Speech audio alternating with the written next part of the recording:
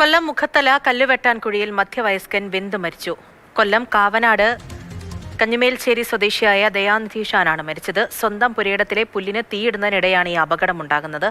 തീ അണയ്ക്കാനുള്ള സഹായം തേടി ഫയർഫോഴ്സിനെ ബന്ധപ്പെട്ട് പിന്നാലെ ശരീരത്തിലേക്ക് തീ പടരുകയായിരുന്നു. അദ്ദേഹത്തിന് ഇവിടെ ഒരു വാടക വീടുണ്ട്.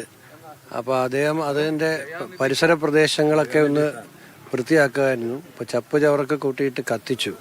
അദ്ദേഹത്തിൻ്റെ പേര് ദയാനിധി എന്നാണ്, ദയാനിധി ഷാൻ. അപ്പോൾ അതിനിടയിൽ ഈ ചപ്പ് കത്തിക്കുന്നതിനിടയിൽ തീ ആളി പിടിച്ചു.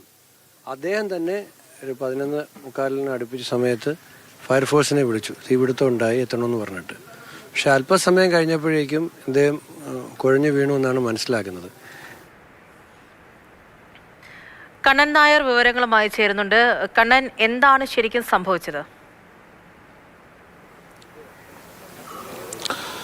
പൂജ അതിദാരുണമായിട്ടുള്ള ഒരു സംഭവമാണ്. അദ്ദേഹത്തിന്റെ സ്വന്തം വീട് കാവനാടാണ്. കാവനാട്ട് താമസക്കാരനായ അദ്ദേഹത്തിന് ഒരു വാടക വീട് ഞാനിപ്പോൾ നിൽക്കുന്ന പ്രദേശത്തുണ്ട്. അവിടുത്തെ വാടക വീട്ടിന് സമീപത്തെ ഈ കരിയിലേക്ക് കൂട്ടിയിട്ട് തീയിടുന്നതിന് വേണ്ടിയാണ് അദ്ദേഹം എത്തിയത്. ആ സമയത്ത് അവിടെ തീ പടരുകയായിരുന്നു എന്നുള്ളതാണ് നമുക്ക് പ്രാഥമികമായി ലഭിക്കുന്ന വിവരം. അദ്ദേഹം 2 തവണ ആൻജിയോപ്ലാസ്റ്റി കഴിഞ്ഞ ഒരു വ്യക്തിയാണ്. ആ വ്യക്തി തീ ഇടുന്ന സമയത്ത് സമീപത്തെ കരിയില ഉള്ള പ്രദേശങ്ങളിലേക്കും ആ തുറസായ പ്രദേശങ്ങളിലേക്കൊക്കെ തന്നെ തീ പടരുകയാണ്. നമുക്ക് ആ ദൃശ്യങ്ങളിൽ നിന്ന് കാണാം. ആ തീ പടർന്ന് അത് പൂർണ്ണമായും അണഞ്ഞ ശേഷം അവിടെ ശാരവും മറ്റൊക്കെ തന്നെ കിടക്കുന്നത് നമുക്ക് കാണാൻ സാധിക്കും. അങ്ങനെ അദ്ദേഹത്തിന് ഒരു അപകടമുണ്ടായി, ആ തീക്കകത്ത് വിട്ട് അപകടമുണ്ടായി എന്നുള്ളതാണ് നമുക്ക് പ്രാഥമികമായി മനസ്സിലാക്കാൻ സാധിക്കുന്നത്. ഇപ്പോൾ ഇൻക്വസ്റ്റ് നടപടികൾ പൂർത്തിയാക്കിയിട്ടുണ്ട്. ആ പൂർത്തിയാക്കിയ ശേഷം മൃതദേഹം ഇപ്പോൾ മോർച്ചറിയിലേക്ക് മാറ്റാനുള്ള തീരുമാനത്തിലുള്ളത്. ഇപ്പോൾ വാർഡ് അംഗം എന്താ സംഭവിച്ചെന്ന് പറയുന്നത്? പുള്ളി കാവനാടാണ് സ്വന്തം സ്ഥലം. പുള്ളി വീടും വസ്തുവും ഇവിടെ ഉണ്ട്. അങ്ങനെ ഇവിടെ വന്ന പുരാടം വൃത്തിയാക്കാൻ വന്നതാണ്.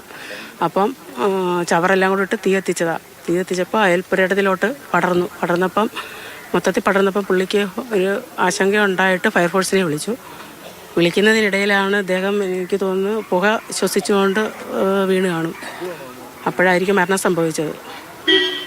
കാരണമായിട്ടുള്ളൊരു അവസ്ഥയാണ്. കാര്യം അദ്ദേഹം ഫയർഫോഴ്സിനെ വിളിച്ചു. ഫയർഫോഴ്സുകാർ തിരിച്ചു വന്ന് ആ നമ്പറിൽ വിളിക്കുന്ന സമയത്ത് ഫോൺ എടുക്കുന്നില്ല. തൊട്ടടുത്ത പുരയിടക്കാരും അറിയുന്നുണ്ട് തീ പടർന്ന്. എന്നെ തൊട്ടടുത്ത പുരയിടക്കാരും വിളിച്ചായിരുന്നു. അപ്പോൾ അണയ്ക്കാൻ പറഞ്ഞപ്പോൾ അണച്ചു. പക്ഷേ അപ്പോഴും ആൾ വീണതും മരിച്ചു കിടക്കുന്നതും ആർക്കും അറിയാൻ കഴിയുന്നില്ല. പിന്നെ പുക പറഞ്ഞപ്പോഴാണ് ആളുകളെല്ലാം ഓടിക്കൂടിയത്.